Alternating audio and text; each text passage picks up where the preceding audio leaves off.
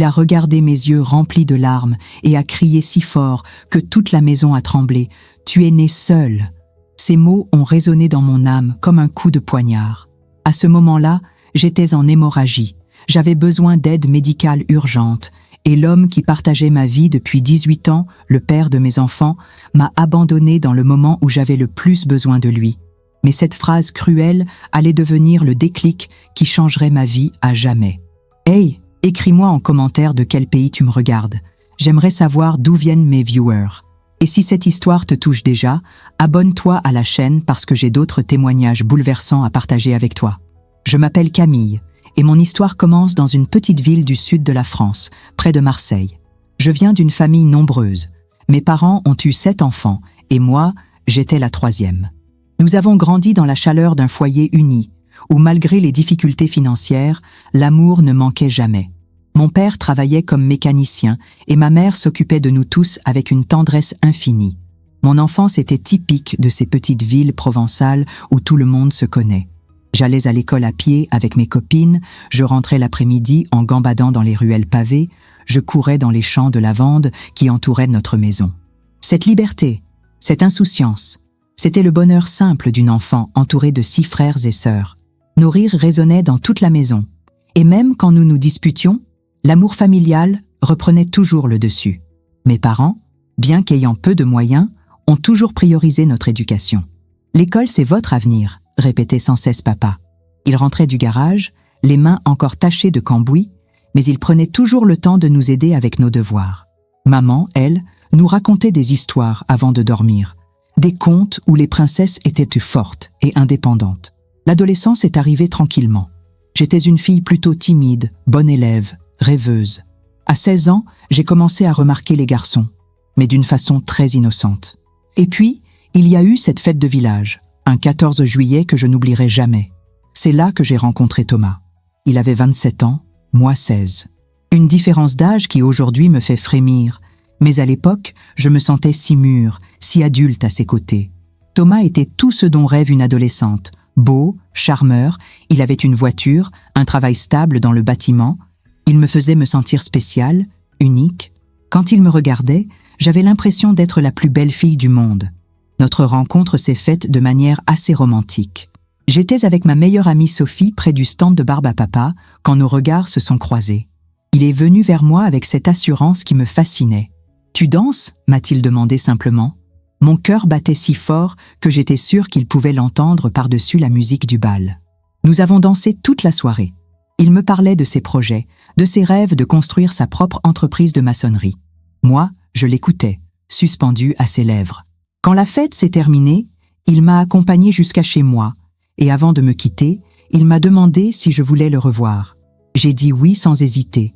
Nos premières semaines de relation étaient magiques. Il passait me chercher au lycée avec sa Peugeot 205 blanche, et tous mes amis m'enviaient. Il m'emmenait dans des endroits que je n'avais jamais vus, des restaurants avec nappes blanches, des balades sur la côte méditerranéenne au coucher du soleil. Je me sentais comme dans un film romantique. Thomas était attentionné, généreux. Il m'offrait des fleurs, des petits bijoux, des livres de poésie. Il me disait que j'étais sa princesse, que sans moi, sa vie n'avait pas de sens. À 16 ans, entendre ces mots de la bouche d'un homme plus âgé, ça vous monte à la tête. Je me croyais dans un conte de fées. Mes parents, au début, étaient réticents. Papa surtout trouvait Thomas trop vieux pour moi. « Cette petite, elle n'a que 16 ans. Elle ne sait pas ce qu'elle veut. » disait-il à maman quand il pensait que je n'entendais pas. Mais Thomas savait être charmant. Il aidait papa avec sa voiture, il apportait des fleurs à maman, il jouait au football avec mes frères. Petit à petit, il s'est fait une place dans notre famille. Le tournant s'est produit quand j'ai eu 17 ans. Thomas est venu officiellement demander à mes parents l'autorisation de me fréquenter sérieusement. Il parlait déjà de mariage, d'avenir commun. Dans notre région, il y a 30 ans, c'était encore courant qu'une fille se marie jeune. Et puis, Thomas avait une situation stable. Il paraissait sérieux, responsable. « Si vous aimez votre fille et que vous voulez son bonheur, faites-moi confiance », avait-il dit à mes parents ce soir-là. « Je prendrai soin d'elle comme du plus précieux des trésors. » Papa avait fini par donner son accord, non sans m'avoir prise à part pour me dire « Ma chérie, si jamais il ne te rend pas heureuse, tu reviens à la maison, d'accord ?»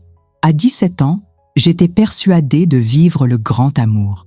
Thomas me parlait sans arrêt de notre futur, la maison qu'on aurait, les enfants qu'on ferait, les voyages qu'on entreprendrait. Il disait qu'il voulait me protéger de tout, que jamais je ne manquerais de rien à ses côtés. Ces promesses, je les ai crues de tout mon cœur d'adolescente amoureuse. Nous nous sommes fiancés quand j'ai eu 18 ans. La bague était magnifique, une solitaire qui brillait de mille feux. Thomas avait organisé une demande en mariage digne d'un film. Sur la plage de Cassis, au coucher du soleil, avec des bougies et des pétales de rose. J'ai dit oui en pleurant de bonheur. Le mariage a été célébré l'année suivante, quand j'ai eu 19 ans. Une cérémonie de rêve dans l'église du village, suivie d'une réception dans un mas provençal. J'étais rayonnante dans ma robe de princesse. Thomas était élégant dans son costume. Toute ma famille était là, rayonnante de bonheur pour moi. Ce jour-là, je me suis dit que j'étais la femme la plus chanceuse du monde. J'épousais l'homme de ma vie, j'allais avoir ma propre famille, ma propre maison. Je pensais que le bonheur était là, à portée de main, pour toujours. Si j'avais su ce qui m'attendait, les premiers mois de mariage ont été une lune de miel prolongée. Thomas était aux petits soins avec moi. Il avait acheté une jolie maison dans un quartier résidentiel. Il l'avait décorée selon mes goûts. J'avais ma propre voiture, un petit Clio rouge que j'adorais. Je continuais mes études pour devenir institutrice. Thomas développait son entreprise. Tout semblait parfait, mais parfois, j'avais des petits signaux d'alarme que j'ignorais complètement. Thomas n'aimait pas que je sorte seule avec mes amis. Il trouvait toujours une excuse. « Tu ne préfères pas qu'on reste ensemble ce soir? On pourrait regarder un film. » Au début, je trouvais ça romantique. Je me disais qu'il m'aimait tellement qu'il ne supportait pas d'être séparé de moi. Il y avait aussi sa façon de me critiquer, gentiment. « Ma chérie, cette robe te grossit un peu, tu ne trouves pas? Ou « Tu devrais faire attention à ta façon de parler en société, parfois tu dis des bêtises. » Sur le moment, je pensais qu'il voulait m'aider à m'améliorer. Je ne réalisais pas qu'il était en train de saper ma confiance en moi, petit à petit. À 20 ans, je suis tombée enceinte de notre premier enfant. Thomas était fou de joie. « Enfin, on va être une vraie famille », répétait-il. Pendant la grossesse, il était adorable. Il me massait les pieds, il me préparait mes plats préférés. Il parlait déjà au bébé en posant ses mains sur mon ventre. Léa est née par une belle journée de printemps. Une petite fille parfaite, avec les yeux de son papa et mes boucles châtaines. Thomas pleurait de bonheur en la tenant dans ses bras. « Ma princesse, papa va toujours te protéger », lui murmurait-il. À ce moment-là, j'étais comblée. J'avais un mari aimant, une fille adorable, une belle maison. Que demander de plus? La réalité du quotidien avec un bébé s'est vite imposée. Léa était un bébé plutôt calme, mais moi, j'étais épuisée. Entre les nuits hachées, l'allaitement, la reprise du travail à temps partiel, je courais sans arrêt. Thomas, lui, continuait sa vie comme si de rien n'était. Il partait tôt le matin sur ses chantiers et rentrait tard le soir. « Tu es en congé maternité, tu as de la chance de pouvoir te reposer », me disait-il quand je lui expliquais ma fatigue. Se reposer? Avec un bébé qui réclamait toutes les 3 heures? Mais je ne disais rien. Je pensais que c'était normal, que toutes les mamans passaient par là. C'est vers les 6 mois de Léa que j'ai remarqué le premier changement vraiment marquant chez Thomas. Il était de plus en plus irritable à la maison. Un jouet qui traînait, un plat pas exactement à son goût, et il explosait. « Cette maison est un bordel. Tu ne fiches rien de tes journées ou quoi ?» me lançait-il quand il trouvait un biberon dans l'évier. J'essayais de lui expliquer qu'avec un bébé, c'était difficile de maintenir la maison impeccable. « Ma mère y arrivait bien, elle, avec 4 enfants, » me répondait-il. Cette phrase, je l'entendrai des centaines de fois dans les années qui vont suivre. Sa mère était devenue sa référence absolue, et moi, j'étais constamment comparée à elle. Nos sorties se sont raréfiées. Thomas trouvait toujours une excuse pour ne pas sortir avec Léa. Elle va pleurer au restaurant, ça va déranger tout le monde. Elle va attraper froid dehors. Elle va mal dormir si on change ses habitudes. Petit à petit, je me suis retrouvée enfermée à la maison avec ma fille, pendant que lui continuait à sortir boire des verres avec ses copains du chantier. Quand j'ai repris le travail, les tensions se sont amplifiées. Thomas n'était pas d'accord avec ma reprise. « Une mère doit s'occuper de ses enfants, pas courir après une carrière », me répétait-il. Mais nous avions besoin de mon salaire. L'entreprise de Thomas ne décollait pas comme prévu, et mes revenus d'institutrice nous aidaient bien. La garde de Léa était un sujet de conflit constant. Thomas refusait catégoriquement qu'elle aille à la crèche. Ma fille ne sera pas élevée par des étrangers. Sa mère a proposé de la garder, mais elle habitait à 40 kilomètres de mon école. Finalement, c'est ma voisine Martine qui a accepté de s'en occuper contre une petite rémunération. Les soirées à la maison sont devenues tendues. Thomas rentrait fatigué et s'installait devant la télé avec une bière. Si Léa pleurait, il s'énervait. « Tu ne peux pas la faire taire? J'ai travaillé toute la journée, j'ai besoin de tranquillité. » Moi aussi, j'avais travaillé toute la journée, en plus de m'occuper de ma fille le matin et le soir. Mais ça, il ne le voyait pas. Nos moments d'intimité ont également disparu. Thomas était soit trop fatigué, soit pas d'humeur. Et quand nous avions des rapports, c'était mécanique, sans tendresse. « Tu as grossi depuis l'accouchement », me lançait-il parfois. Ces mots me blessaient profondément, mais je n'osais pas réagir. À 22 ans, je suis retombée enceinte. Cette fois, Thomas n'était pas aussi enthousiaste. « Déjà? Léa n'a même pas 2 ans !» Sa réaction m'a fait mal, mais j'espérais qu'il se ferait à l'idée. Lucas est né 2 ans après sa sœur. Un petit garçon adorable qui ressemblait trait pour trait à Thomas enfant. Avec 2 enfants en bas âge, ma vie est devenue un tourbillon infernal. Thomas n'aidait quasiment pas à la maison. « C'est le travail de la femme », disait-il, quand je lui demandais un coup de main pour le bain des enfants ou la préparation des repas. J'avais l'impression de porter tout le poids de la famille sur mes épaules. C'est à cette époque que j'ai commencé à voir des amis se marier, d'autres divorcer.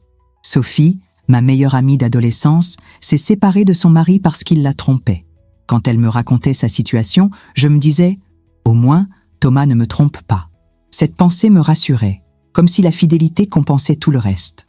Nos disputes sont devenues plus fréquentes et plus violentes verbalement.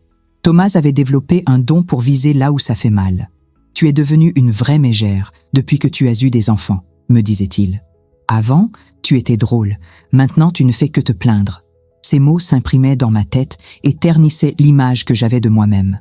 Il y a eu ce jour où j'ai trouvé des SMS étranges sur son téléphone.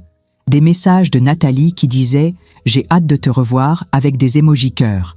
Quand j'ai confronté Thomas, il a explosé. « Tu fouilles dans mon téléphone maintenant? Tu deviens parano ?» Il m'a expliqué que Nathalie était juste une collègue, qu'ils travaillaient ensemble sur un chantier. J'ai voulu le croire. J'avais besoin de le croire. L'idée que Thomas puisse me tromper était trop douloureuse à envisager. Alors j'ai accepté ses explications et j'ai essayé d'oublier. Mais au fond de moi, une petite graine de doute avait germé. Les mois ont passé et j'ai remarqué que Thomas prenait de plus en plus soin de son apparence. Il s'achetait de nouveaux vêtements, il se parfumait avant de partir au travail, il avait changé de coiffure. « Tu te fais beau pour aller sur les chantiers maintenant ?» lui ai-je demandé un matin sur le ton de la plaisanterie. « Une femme aime que son mari soit élégant, non ?»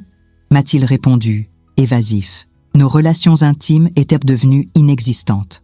Thomas trouvait toujours une excuse. Mal de dos, fatigue, stress du travail. Mais je l'entendais parfois au téléphone, tard le soir, parler à voix basse dans le jardin.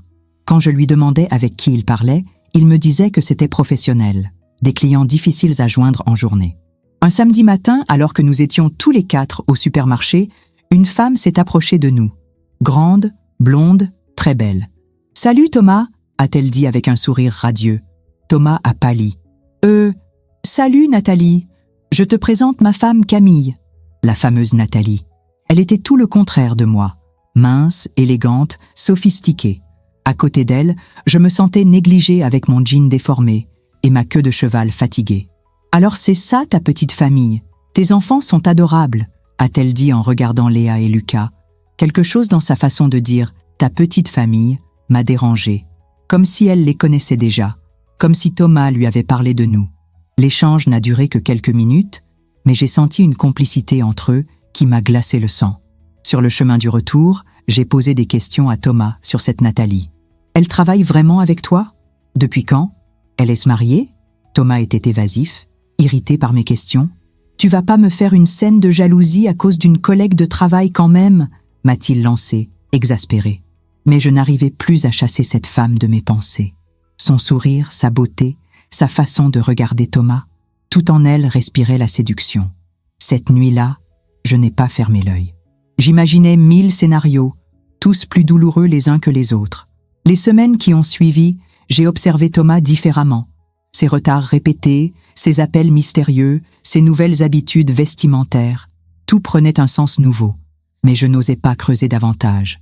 J'avais peur de découvrir une vérité que je n'étais pas prête à entendre. Un jour, ma belle-sœur Sylvie est venue prendre le café à la maison. Nous parlions de tout et de rien quand soudain, elle s'est arrêtée au milieu d'une phrase. « Camille, pardonne-moi cette question, mais est-ce que tout va bien entre Thomas et toi ?»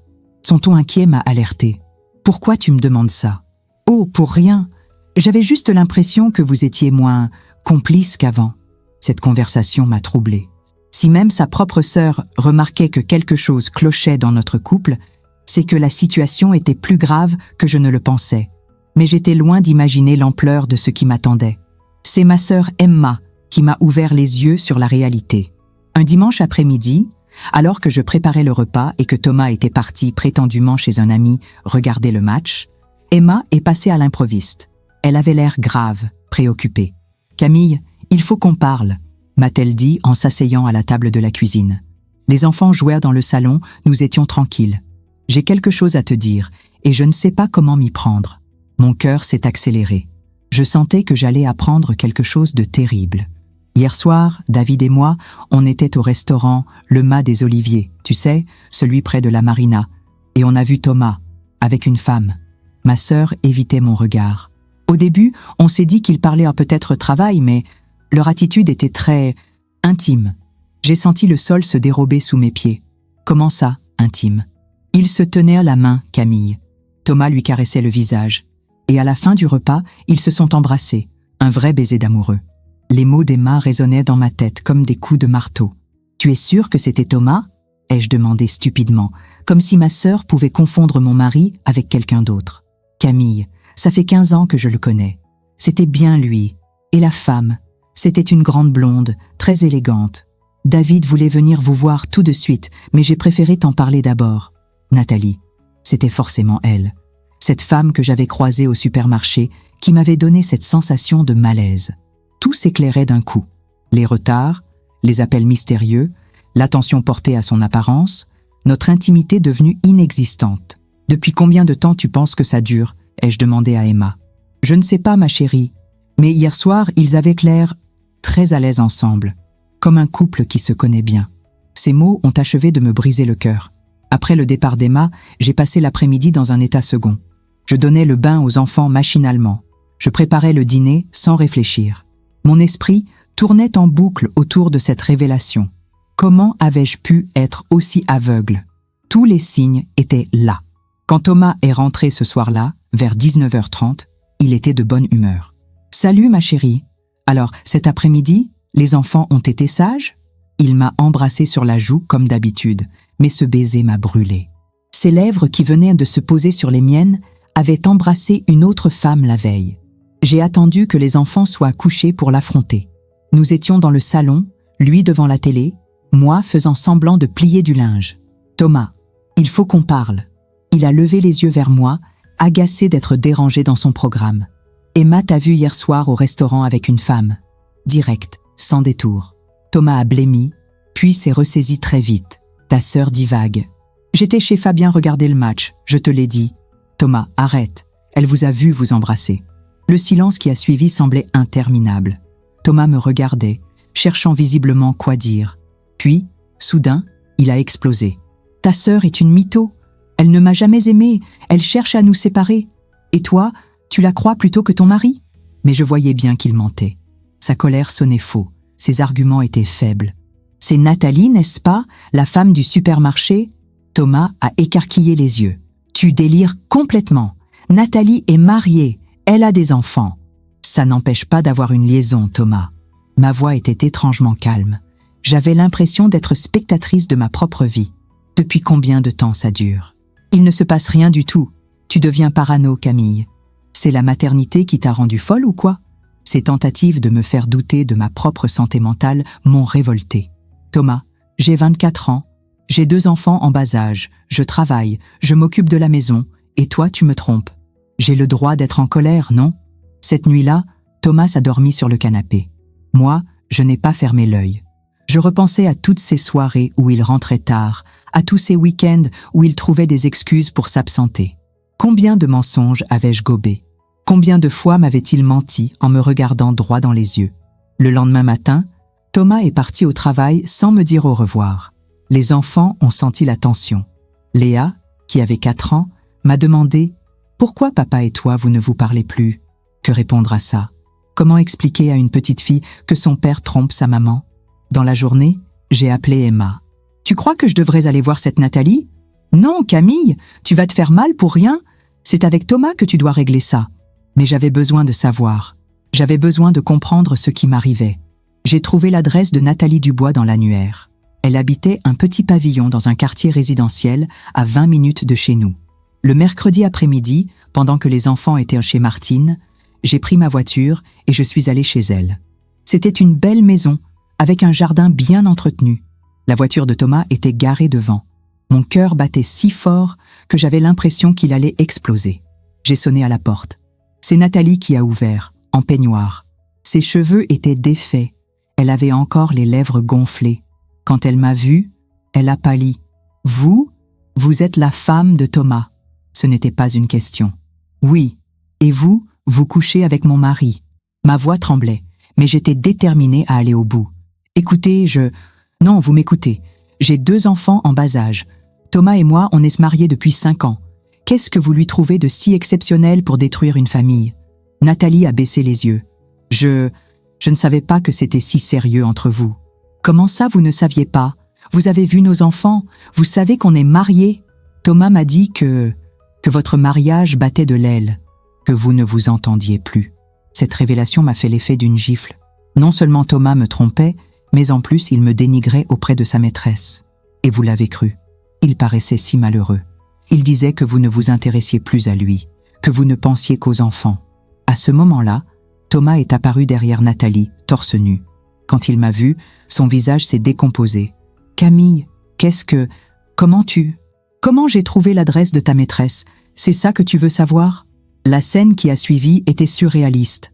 Thomas essayait de s'habiller à la hâte, Nathalie pleurait, et moi, je les regardais tous les deux en me demandant comment j'avais pu être aussi naïve. « Combien de temps ça dure ?»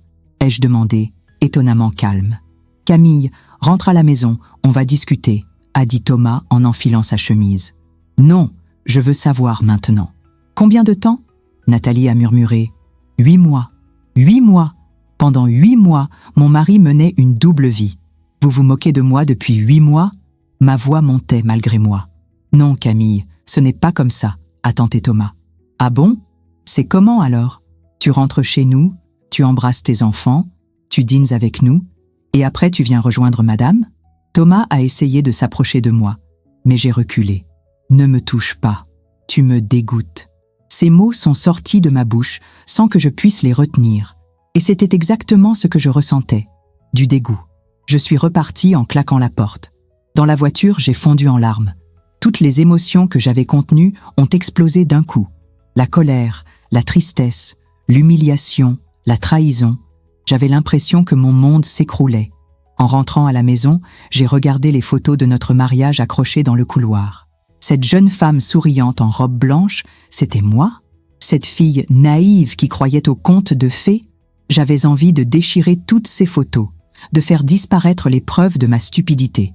Thomas est rentré vers 18h, l'air penaud. « Camille, il faut qu'on parle. »« Maintenant tu veux parler? Après 8 mois de mensonges? Je peux t'expliquer. »« M'expliquer quoi? Que tu baises une autre femme depuis 8 mois? Que tu me mens tous les jours? Que tu salis notre mariage? Ne parle pas comme ça devant les enfants. Ah, maintenant tu penses aux enfants?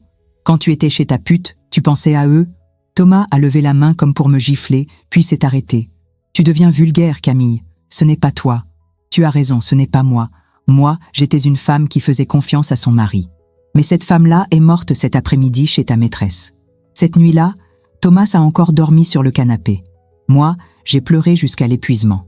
Au matin, j'avais pris ma décision. Je demandais le divorce. Quand j'ai annoncé à Thomas que je voulais divorcer, sa réaction m'a surprise.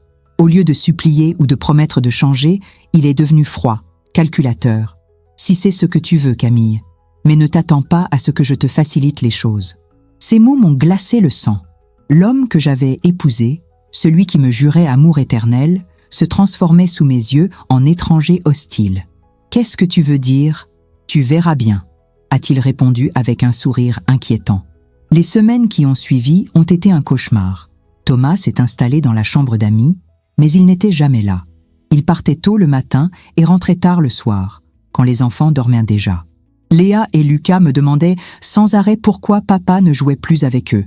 J'ai consulté un avocat, Maître Bernardi, une femme d'une 50aine d'années réputée pour défendre les droits des épouses trompées. Avec l'adultère avéré, vous devriez obtenir la garde des enfants et une pension alimentaire correcte, m'avait-elle dit. Ces mots m'avaient rassuré. Mais Thomas avait d'autres projets. Il a commencé par fermer tous nos comptes joints. Du jour au lendemain, je me suis retrouvée sans accès à notre argent commun. Heureusement, j'avais gardé mon compte personnel avec mon salaire d'institutrice. Puis il a arrêté de payer l'hypothèque de la maison. « Si tu veux garder la maison, assume les frais », m'a-t-il dit quand je l'ai confronté. Avec mon seul salaire, c'était impossible. J'ai dû puiser dans mes maigres économies pour éviter la saisie. Les factures s'accumulaient. Électricité, eau, téléphone, assurance. Thomas ne payait plus rien. Quand je lui demandais de l'aide, il me répondait « Tu voulais l'indépendance ? Eh bien, sois indépendante. » Mes nuits étaient devenues un enfer. Je me réveillais en sursaut, angoissée par les problèmes d'argent qui s'accumulaient. Comment allais-je faire pour élever mes enfants seuls ? Comment allais-je payer toutes ces factures ?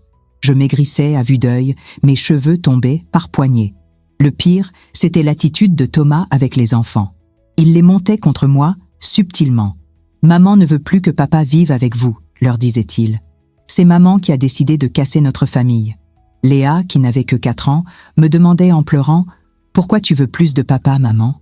Un matin, en me levant, j'ai découvert que Thomas avait vidé la maison de tous les appareils électroménagers. Le lave-linge, le lave-vaisselle, le réfrigérateur, tout avait disparu. Il ne restait que les meubles de base. Quand j'ai appelé son portable, il a décroché en ricanant. « Ah, tu as vu ? J'ai récupéré ce qui m'appartenait. »« Thomas, comment je vais faire avec les enfants ? Comment je vais conserver la nourriture sans frigo ? » ?»« Débrouille-toi. Tu voulais être seul, maintenant tu l'es. » Et il a raccroché. Ce jour-là, j'ai craqué. J'ai appelé ma mère en sanglots. « Maman, je n'y arrive plus. Thomas me détruit petit à petit. » Ma mère est venue immédiatement avec papa. Ils ont trouvé leurs 2 petits-enfants en train de jouer par terre dans une maison à moitié vide et leur fille au bord de la dépression nerveuse. « Ma chérie, tu viens à la maison avec les enfants ?» m'a dit maman. Mais je ne voulais pas abandonner. Cette maison, c'était notre foyer. J'y avais été heureuse. J'y avais élevé mes enfants. Partir, c'était donner raison à Thomas. Papa a pris les choses en main. Il est allé voir Thomas pour lui parler d'homme à homme. « Tu peux être en colère contre ta femme, mais tes enfants n'ont rien fait. Ils ont besoin d'un frigo, d'un lave-linge. » La réponse de Thomas l'a choqué. « Vos enfants ne m'intéressent plus.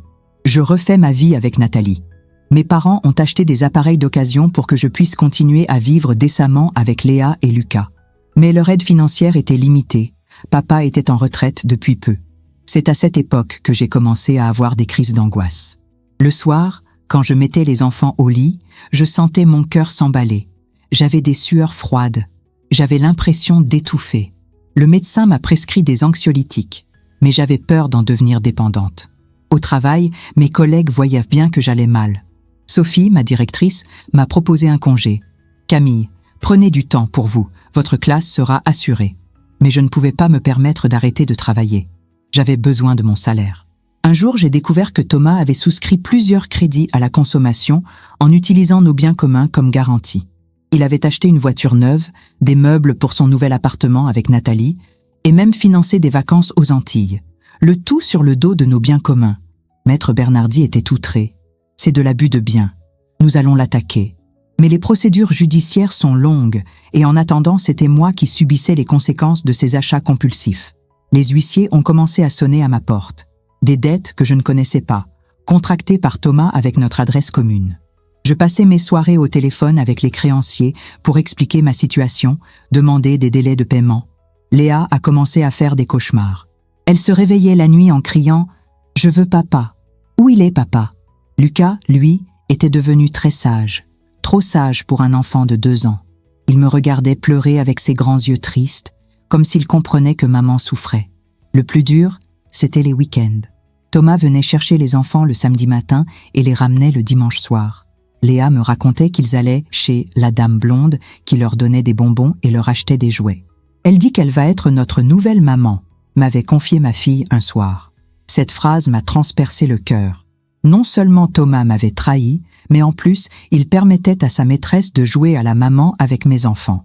Quand j'ai appelé Thomas pour protester, il m'a ri au nez. « Nathalie les adore. Elle est plus maternelle que toi, en tout cas. » J'ai commencé à voir une psychologue, Dr Lambert, pour m'aider à surmonter cette épreuve. « Camille, vous êtes victime de violences psychologiques. Thomas utilise tous les moyens pour vous détruire. » Entendre ces mots m'a fait du bien. Je n'étais pas folle, je n'étais pas responsable. J'étais une victime. Mais être victime ne payait pas les factures.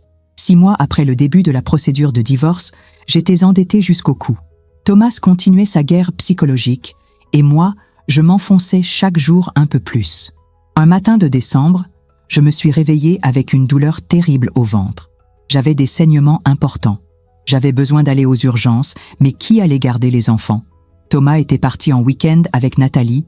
Mes parents habitaient loin. J'ai appelé ma voisine Martine. « S'il vous plaît, pouvez-vous garder Léa et Lucas? Je dois aller à l'hôpital. »« Bien sûr, ma chérie. Allez-y vite. » Aux urgences, le médecin a diagnostiqué une hémorragie due au stress. « Madame, votre corps vous envoie des signaux d'alarme. Il faut ralentir. » Ralentir. Avec 2 enfants à élever seuls et des dettes qui s'accumulent. En rentrant de l'hôpital, épuisée et affaiblie, j'ai trouvé un mot de Thomas dans ma boîte aux lettres. « J'espère que tu réalises enfin que tu n'y arriveras jamais seul. Il est encore temps de tout arrêter. » Ces mots m'ont donné la nausée. Il était content que je souffre. Cette nuit-là, j'ai pris une décision. Thomas voulait ma destruction. Il n'allait pas l'avoir si facilement. J'allais me battre. Pour mes enfants, pour ma dignité, pour toutes les femmes qui subissent ce que je subissais. La guerre était déclarée. Le déclic s'est produit un matin de février. Je m'habillais pour aller travailler quand j'ai aperçu mon reflet dans le miroir. Cette femme squelettique aux yeux cernés, aux cheveux ternes, c'était moi? Non. Cette femme brisée, ce n'était pas la vraie Camille. La vraie Camille était une battante, une femme forte qui ne se laissait pas marcher dessus. J'ai appelé ma sœur Emma. « Ça suffit, je ne vais pas laisser Thomas me détruire. Tu peux garder les enfants ce week-end? J'ai des choses à régler. » Emma était ravie d'entendre cette détermination dans ma voix. Enfin, ma petite sœur se réveille. Premier objectif, reprendre le contrôle de mes finances. J'ai épluché tous les comptes, tous les crédits contractés par Thomas. Avec l'aide de Maître Bernardi, nous avons contesté tous les emprunts qu'il avait souscrits sans mon accord. Il ne peut pas engager les biens du couple sans votre signature, m'a expliqué l'avocate. J'ai également demandé une expertise comptable de son entreprise. Thomas prétendait ne pas avoir d'argent, mais son train de vie avec Nathalie prouvait le contraire. Voyages, restaurants, voitures neuves, il fallait que tout cela soit financé quelque part. Deuxième objectif, protéger mes enfants. J'ai demandé au juge aux affaires familiales une expertise psychologique. Le comportement manipulateur de Thomas envers Léa et Lucas devait être documenté. « Papa dit que maman est méchante », me répétait souvent ma fille. Il était hors de question que mes enfants grandissent avec cette image déformée de leur mère. J'ai aussi repris le sport. 3 fois par semaine, j'allais courir après avoir couché les enfants. Courir me libérait la tête, évacuer ma colère, me redonnait confiance en moi. Au bout de quelques semaines, j'ai retrouvé des couleurs, mes cheveux ont repris leur brillance. Thomas a très mal vécu ma résurrection. Il s'attendait à me voir sombrer définitivement, et voilà que je me battais sur tous les fronts. « Tu deviens agressive, Camille. Ce n'est pas bon pour les enfants, » m'a-t-il dit un jour en venant les chercher. « Ce qui n'est pas bon pour les enfants, Thomas, c'est d'avoir un père qui détruit leur mère. Mais ça, c'est fini. » Mon ton était ferme, déterminé. Il a vu dans mes yeux que quelque chose avait changé. L'expertise comptable a révélé que Thomas cachait une partie de ses revenus. Son entreprise de maçonnerie marchait beaucoup mieux qu'il ne le prétendait. Il avait même un compte à l'étranger alimenté par des factures fictives. Maître Bernardi jubilait. Avec ça, nous allons obtenir une pension alimentaire digne de ce nom. Parallèlement, l'expertise psychologique a mis en évidence la manipulation dont étaient victimes mes enfants. Le psychologue a recommandé un encadrement strict des visites de Thomas et un suivi thérapeutique pour Léa et Lucas. Petit à petit, je reprenais le dessus. Au travail, mes collègues remarquaient ma transformation. « Tu rayonnes à nouveau, Camille », me disait Sophie, ma directrice. C'est vrai que je me sentais revivre. Chaque petite victoire juridique me redonnait confiance. Thomas, lui, commençait à paniquer. Ses mensonges se retournaient contre lui. ses manipulations étaient démasquées. Il a tenté une dernière manœuvre, revenir vers moi. « Camille, j'ai fait une erreur. Nathalie, ce n'était rien. Donnons-nous une nouvelle chance pour les enfants. » Cette tentative de réconciliation m'a fait rire. « Thomas, tu me prends pour qui? Après tout ce que tu m'as fait subir, tu crois que je vais revenir vers toi? Mais nous formions une belle famille. Nous formions une famille où tu me trompais, où tu m'humiliais, où tu me volais. Cette famille-là, je n'en veux plus. » Il a insisté plusieurs semaines, multipliant les cadeaux, les fleurs, les promesses. Il avait même rompu avec Nathalie, prétendait-il. Mais j'étais vaccinée contre ces mensonges. Plus jamais je ne serai cette femme naïve qui gobait tous ces bobards. Le jour du jugement de divorce est arrivé. Après 18 mois de procédure, j'allais enfin être libre. Thomas était accompagné de son avocat, un homme arrogant qui pensait pouvoir m'intimider.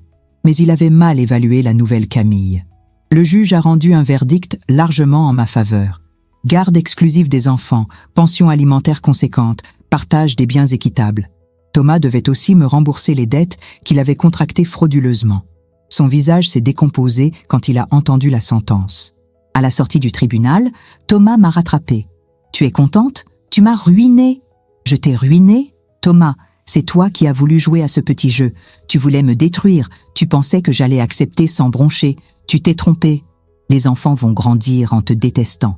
Je vais leur dire la vérité sur toi. » La vérité, Thomas? Que leur mère s'est battue pour eux protéger? Qu'elle n'a pas accepté d'être humiliée? Vas-y, dis-leur, ils seront fiers de moi. En rentrant à la maison ce soir-là, j'ai regardé mes enfants jouer dans le salon. Ils étaient beaux, insouciants, heureux. Grâce à mon combat, ils grandiraient dans un environnement sain, loin de la toxicité de leur père. J'ai ouvert une bouteille de champagne que m'avaient offerte mes parents. Un petit verre pour célébrer ma liberté retrouvée. Dehors, il pleuvait, mais dans mon cœur, c'était le printemps. J'avais 26 ans, j'étais libre, j'étais mère de 2 enfants merveilleux. Ma nouvelle vie commençait. Les premiers mois de ma vie de femme divorcée ont été une découverte permanente. Découverte de ma capacité à assumer seule toutes les responsabilités, découverte de ma force intérieure, découverte du bonheur simple d'être en paix. Les enfants se sont rapidement adaptés. Sans les tensions permanentes entre Thomas et moi, l'atmosphère à la maison était plus sereine. Léa a arrêté de faire des cauchemars. Lucas a retrouvé sa joie de vivre. Ils voyaient leur père un week-end sur 2 dans un cadre strict fixé par le juge. J'ai commencé à sortir à nouveau. Mes amis m'emmenaient au cinéma, au restaurant, en week-end. Je redécouvrais les plaisirs simples de la vie d'adulte. « Tu as l'air épanoui », me disait souvent Emma. Et c'était vrai. Pour la première fois depuis des années, j'étais bien dans ma peau. Au niveau professionnel aussi, les choses s'amélioraient. Libérée du stress constant de ma vie conjugale, je retrouvais le plaisir d'enseigner. Mes élèves me trouvaient plus souriante, plus patiente. J'ai même accepté des responsabilités supplémentaires dans l'école. Financièrement, grâce à la pension alimentaire et à la vente de quelques biens communs, je vivais correctement. Pas dans le luxe, mais sans les angoisses permanentes que m'avait fait subir Thomas. J'avais même pu mettre un petit peu d'argent de côté pour les vacances des enfants. Thomas, lui, voyait sa nouvelle vie avec Nathalie se déliter. Rongé par les remboursements qu'il me devait, il avait dû vendre sa voiture neuve et déménager dans un appartement plus petit. Nathalie avait fini par le quitter, lassée de ses problèmes financiers. Le karma, comme on dit. 1 an après mon divorce, j'ai fait le bilan. J'avais survécu à la trahison, à la manipulation, à la violence psychologique. J'avais protégé mes enfants et reconstruit ma vie. Cette épreuve, aussi douloureuse soit-elle, m'avait rendue plus forte. Mes enfants grandissèrent dans un foyer stable et aimant. Léa excellait à l'école. Lucas était un petit garçon épanoui et rieur.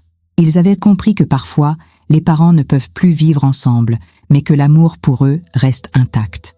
Quant à moi, j'avais appris à me faire confiance, à ne plus dépendre de personne pour mon bonheur.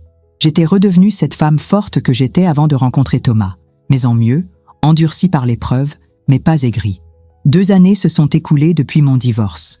Aujourd'hui, en regardant en arrière, je mesure le chemin parcouru. Cette femme brisée que j'étais, cette épouse trompée et humiliée, elle appartient au passé. J'ai 28 ans et j'ai l'impression d'avoir vécu plusieurs vies. Mes enfants ont grandi, eux aussi. Léa a maintenant 7 ans. C'est une petite fille brillante et équilibrée. Lucas, 4 ans, est un petit bonhomme plein de vie qui illumine mes journées. Ils ont appris à vivre avec cette nouvelle configuration familiale, et je dois dire qu'ils s'en sortent mieux que je ne l'espérais. Thomas fait toujours partie de leur vie, mais de manière très encadrée. Les week-ends de garde se passent généralement bien, même si parfois les enfants reviennent avec des questions. Papa dit que tu l'as forcé à partir de la maison. J'ai appris à répondre avec calme et vérité, adaptée à leur âge. Papa et maman ne s'entendèrent plus. Parfois, c'est mieux de vivre séparés pour être plus heureux. L'année dernière, j'ai pris une décision importante. J'ai repris des études. Grâce aux cours du soir et aux formations à distance, je prépare un master en psychologie de l'enfant. Mon expérience personnelle m'a donné envie d'aider d'autres familles en difficulté. Mes collègues trouvent que j'ai une approche particulièrement empathique avec les enfants dont les parents divorcent. Cette reprise d'études m'a également permis de rencontrer de nouvelles personnes, dont Marc. Marc est psychologue dans un centre médico-social, il a 32 ans, et nous nous sommes rencontrés lors d'un séminaire sur l'accompagnement des familles monoparentales. Au début, je me suis méfiée. Après ce que j'avais vécu avec Thomas, l'idée de refaire confiance à un homme me terrorisait. « Tu vas rester célibataire toute ta vie ?» me taquinait Emma. « Peut-être, » lui répondais-je. « Et ce ne serait pas dramatique. » Mais Marc a su prendre son temps. Pas de déclaration enflammée, pas de promesses mirifiques. Juste une présence douce, une écoute bienveillante, une complicité qui s'est installée naturellement. Il comprend mon histoire sans me plaindre. Il respecte mon indépendance sans se sentir rejeté. Avec lui, j'ai redécouvert qu'un homme pouvait être un partenaire, pas un maître, qu'on pouvait construire quelque chose ensemble sans se perdre soi-même, qu'on pouvait aimer sans avoir peur, faire confiance sans être naïve. Les enfants l'ont rencontré il y a 6 mois. J'avais longuement réfléchi avant de franchir cette étape. Léa et Lucas avaient besoin de stabilité, pas d'un défilé d'hommes dans leur vie. Mais Marc n'était pas n'importe qui. Il était devenu important pour moi, et je sentais que c'était sérieux. La première rencontre s'est bien passée. Marc n'a pas essayé de jouer au beau-père de substitution. Il s'est contenté d'être lui-même, gentil, drôle, respectueux. Léa l'a adopté immédiatement. Lucas a mis plus de temps, mais maintenant, il lui fait des câlins. Marc, il est plus gentil que papa, m'a confié Léa un soir. Cette phrase m'a fait mal pour elle, mais elle m'a aussi rassurée. Mes enfants savaient faire la différence entre un homme qui respecte et un homme qui manipule.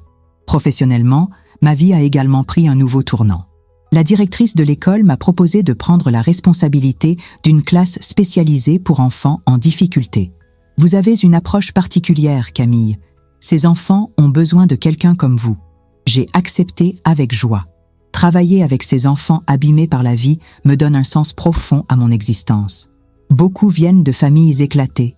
Certains ont vécu des violences. Quand je vois leurs regards s'illuminer pendant mes cours, quand je sens qu'ils reprennent confiance en eux, je me dis que mon propre parcours n'aura pas été vain. Financièrement, ma situation s'est stabilisée.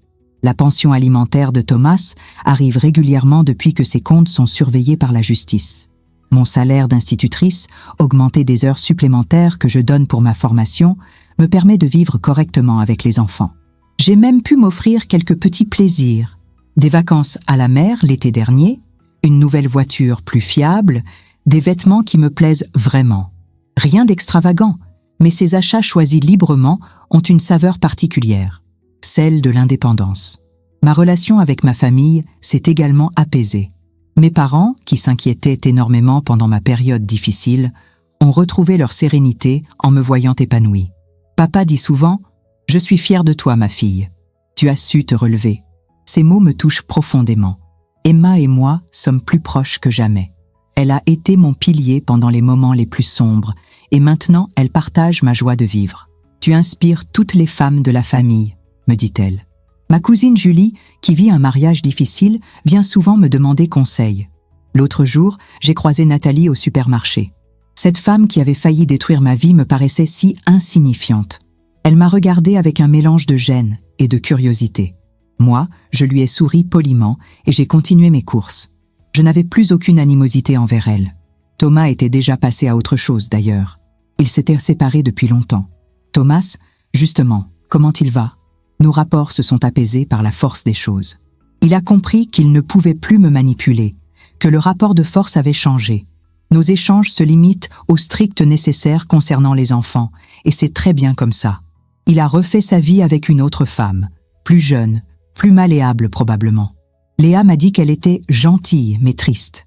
J'ai eu pitié de cet inconnu qui ne sait pas encore ce qui l'attend. Mais ce n'est plus mon problème. Parfois, quand je regarde mes enfants dormir, je repense à tout ce chemin parcouru, à cette jeune fille de 16 ans qui est tombée amoureuse d'un homme plus âgé, à cette jeune femme qui a cru aux contes de fées, à cette épouse trompée qui a failli se laisser détruire. Chaque étape de cette histoire m'a construite. La naïveté de mes débuts m'a appris la méfiance. La trahison m'a appris la force. La manipulation m'a appris la résistance. La solitude m'a appris l'autonomie. Et aujourd'hui, l'amour sain que je vis avec Marc m'apprend qu'on peut être heureuse en couple sans se perdre. Je ne regrette rien de ce que j'ai vécu. Même pas Thomas, même pas cette douleur qui m'a semblé insurmontable. Parce que sans cette épreuve, je ne serais pas devenue la femme que je suis aujourd'hui. Une femme libre, forte, indépendante. Une mère qui élève ses enfants dans le respect et la vérité. Une femme qui inspire d'autres femmes à ne pas accepter l'inacceptable. Il y a quelques semaines, une collègue m'a raconté que son mari la trompait. Elle pleurait, elle ne savait pas quoi faire. « Camille, toi qui as vécu ça, qu'est-ce que tu me conseilles ?» Je lui ai dit « Fais-toi confiance, écoute ton cœur, mais surtout, écoute ta tête. Tu mérites mieux que ça. Nous méritons toutes mieux que ça. » Cette phrase, c'est le message que je veux faire passer à toutes les femmes qui m'écoutent aujourd'hui. Nous méritons toutes d'être respectées, aimées, choyées.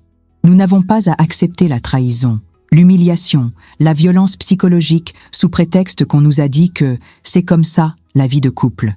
Non, la vie de couple, c'est du respect mutuel, de la complicité, de la tendresse. C'est construire ensemble, pas détruire l'autre. C'est se soutenir dans les épreuves, pas créer les épreuves.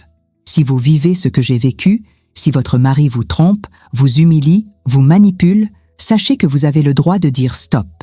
Vous avez le droit de partir. Vous avez le droit de refaire votre vie. Et contrairement à ce qu'on essaiera de vous faire croire, vous y arriverez. Ce ne sera pas facile, il y aura des moments de doute, de découragement, de solitude. Mais au bout du tunnel, il y a la lumière. Il y a cette fierté de s'être respecté. Il y a cette joie de vivre libre. Il y a cette possibilité d'un amour vrai, sain, équilibré. Aujourd'hui, je regarde mes enfants grandir dans un environnement serein. Je les vois développer leur confiance en eux, leurs rêves, leurs projets. Léa veut devenir vétérinaire. Lucas rêve de conduire des trains. Ils ont des projets d'avenir parce qu'ils vivent dans un présent stable et aimant. Marc et moi parlons parfois de nous marier, d'avoir peut-être un enfant ensemble. Mais sans précipitation, sans pression.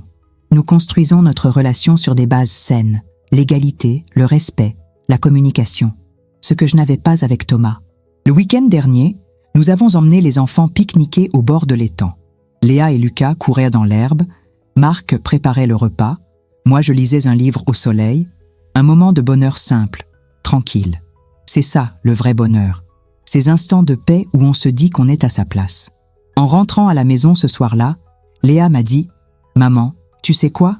Tu souris tout le temps maintenant. » Cette phrase de ma fille de 7 ans résume tout. Oui, je souris tout le temps maintenant. Parce que j'ai retrouvé ma joie de vivre. Parce que j'ai appris à m'aimer, à me respecter. Parce que j'ai compris que mon bonheur ne dépendait que de moi. Si mon histoire peut aider, ne serait-ce qu'une femme à ouvrir les yeux, à trouver la force de partir, à reconstruire sa vie, alors tous mes combats auront servi à quelque chose. Nous sommes toutes capables de nous relever, de renaître de nos cendres, de transformer nos blessures en force. La vie après la trahison, c'est possible. La vie après l'humiliation, c'est possible. La vie après la manipulation, c'est possible. Il suffit de le vouloir, de se faire confiance et de ne jamais oublier qu'on mérite d'être heureuse. Aujourd'hui, à 28 ans, je vis mes plus belles années. Et ce n'est que le début. Si cette histoire vous a touché, si elle résonne avec votre propre expérience ou celle d'une proche, n'hésitez pas à la partager. Parfois, savoir qu'on n'est pas seul, que d'autres ont survécu et s'en sont sortis, ça peut faire toute la différence. Et si vous traversez vous-même une période difficile, si vous hésitez à franchir le pas, rappelez-vous, vous êtes plus forte que vous ne le pensez. Vous méritez d'être heureuse, vous méritez d'être respectée, vous méritez d'être aimée pour ce que vous êtes vraiment. Abonnez-vous à cette chaîne pour d'autres témoignages de femmes courageuses qui ont su transformer leur vie. Parce que nos histoires, c'est notre force. Et ensemble, nous sommes invincibles.